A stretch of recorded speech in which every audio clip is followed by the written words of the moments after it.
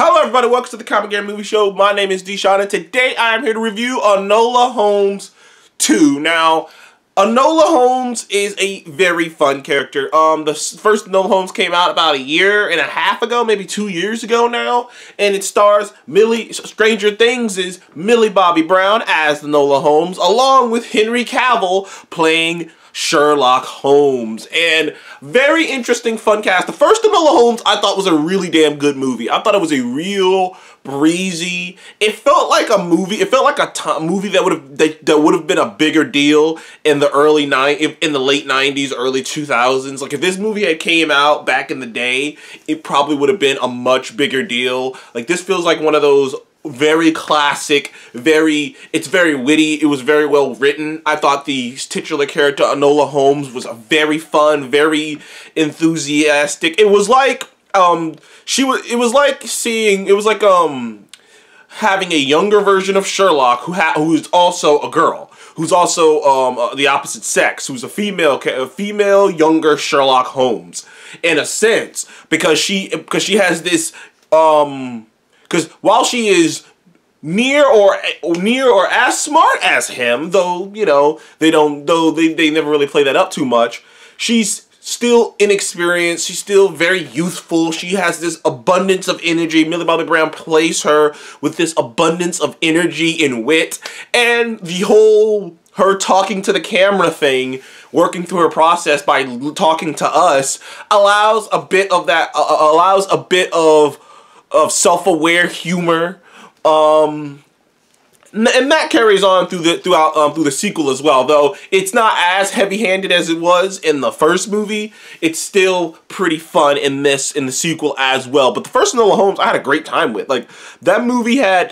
only had one single problem with that film, a problem that does go on to happen in the sequel as well, which is I loved Henry Cavill's portrayal of Sherlock, because Sherlock Holmes is one of the all-time great characters in all of literature. He's one of my all-time favorite characters in literature. I have read and seen Sherlock Holmes in many different forms. I've seen him in an anime. I have seen him in animation. I have seen, you know, the classic ones. I have read a lot of the Sherlock Holmes books. Sherlock Holmes is one of my favorite characters. And there are many different approaches to Sherlock, though most of them are similar in essence, which is there is a detachedness to him because he is so brilliant. He's so brilliant. He's so, like, not above it in like, oh, I guess he is above it in an egotistical way, but he's just literally mentally above it all. And he can be super detached and like literally not caring about things. And that was kind of Henry Cavill's approach to him.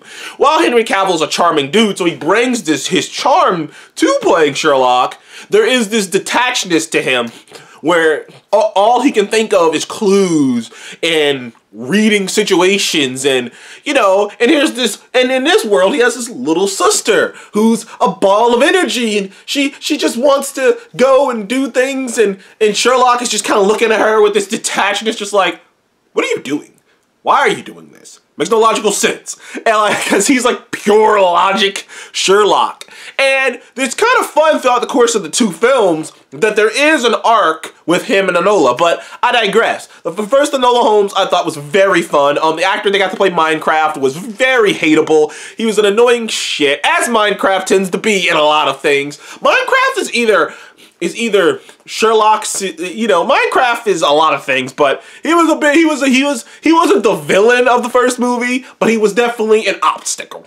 But either way, the first Enola Holmes I dug. So I was excited when I heard they were making this sequel, and after seeing it, I gotta tell you, it's really freaking good. I don't think it's quite as good as the first Enola Holmes, but I think that it is a very good follow-up. You know, in this world of Hollywood and whatnot, in my opinion, your sequel doesn't have to be better than the first one. Your sequel just has to be good. It has to be good. It has to make people who are fans of the first one go, I'm happy you made this sequel. I got to learn more about the characters. The character got to push forward. Other characters around them got to push forward. I got to see more of the world that you created in the first movie. And that's kind of what this one is. Now, there isn't any insane in the membrane emotional swings or anything like that. This story is less personal, which to me I like, because quite often I'll see something like Jessica Jones. I loved Jessica Jones.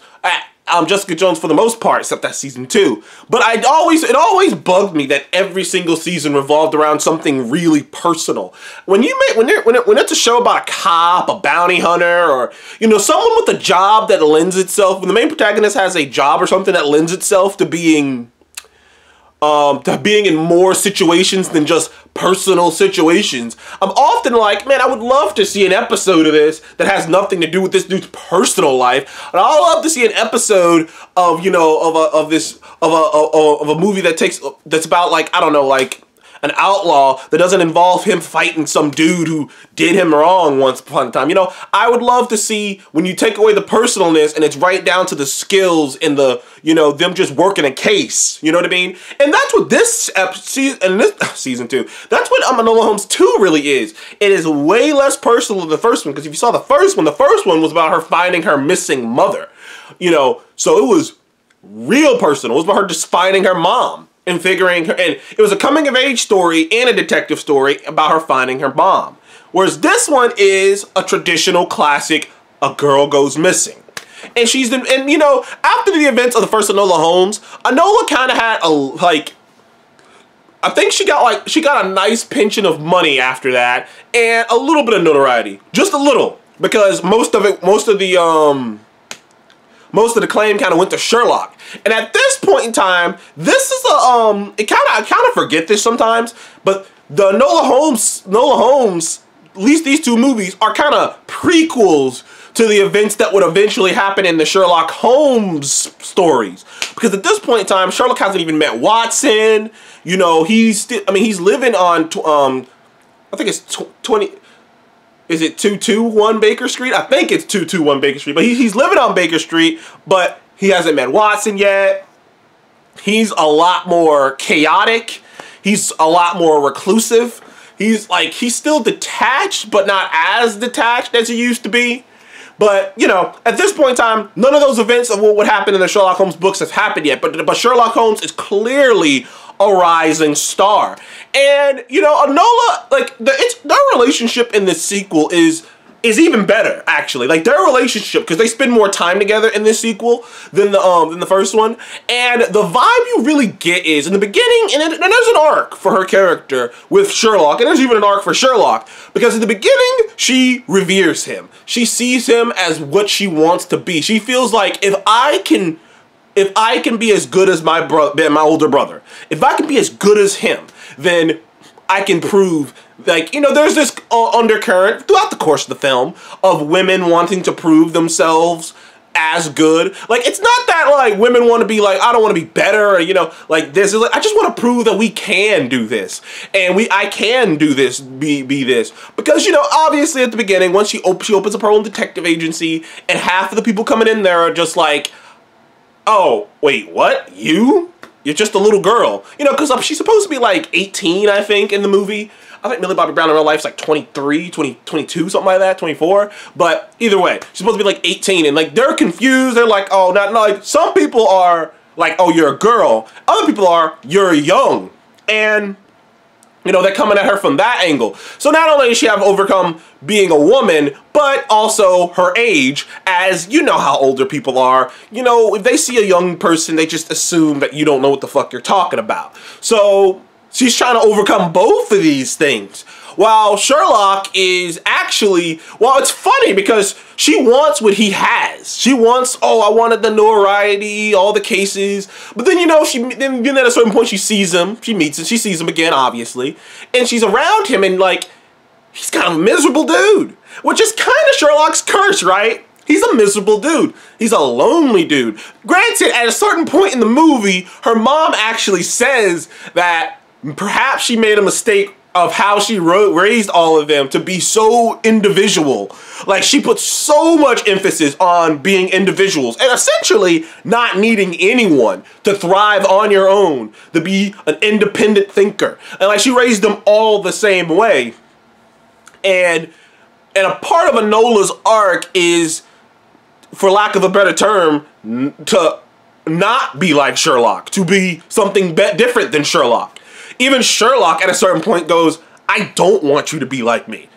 And he didn't say it, but essentially it's like, I don't want you to be like me, sitting in this fucking house. All I have is my cases. I got no life. I got no friends. I got no interest in any, you know, by myself, you know. And in a sense, too, near the tail end of the movie, it really felt like Sherlock, like, he connected with Enola. Like, in the same way he would later connect with Watson. You can see they put the threads in there of him being open to companionship. Because slowly over the course of the film, he goes from pushing Enola away to just wanting to, you know, he's Sherlock, so he's never gonna just be like, come here, sister, please. But there was that vibe of, over the course of the movie, he's just like, you know, I mean, you can visit. I mean, I got an extra room too. I mean, you can stay, and you know, like, he's just like more and more. He wants companionship, and it's really fun to see that, because that's great when two characters affect each other. That's character growth. But either way, the actual case itself is can be a little not complicated, but a little convoluted at times. They they do a twist on Moriarty that I'm not sure how many people are going to react to that. Like, Moriarty is the OG, you know, OG kingpin criminal. Like, he basically invented the idea of a super smart overlord of crime. Like, you know what I mean? Like, he's like Lex Luthor and Kingpin rolled into one. Is Moriarty. He's a bad motherfucker. And typically, he's a man.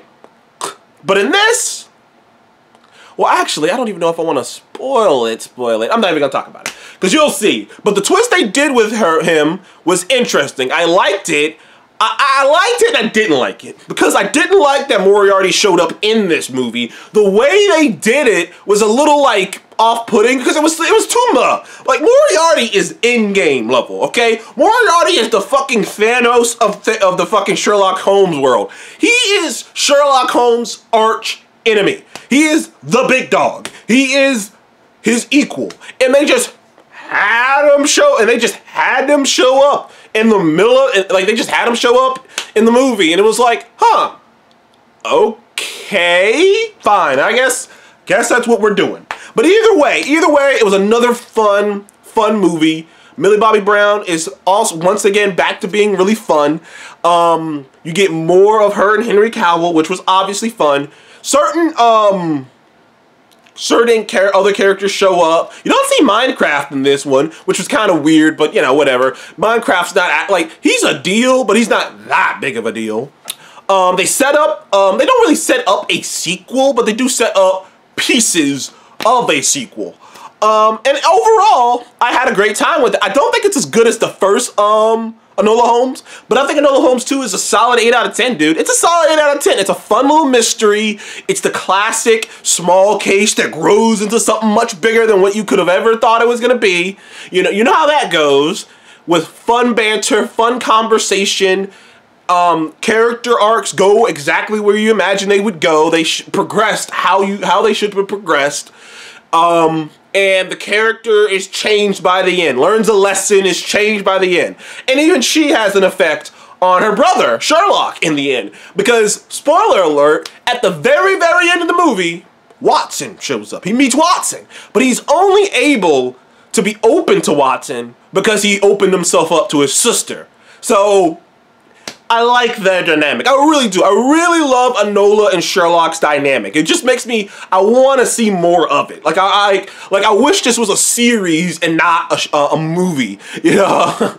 But either way, I enjoyed Enola Holmes 2. Anyways, did you guys see it? Check it out. It's the #1 movie on Netflix right now, so clearly people are watching it. Anyways, thank you guys for joining Kanye Movie Show. Please don't like, subscribe, and I'll see you guys on the next one. Goodbye.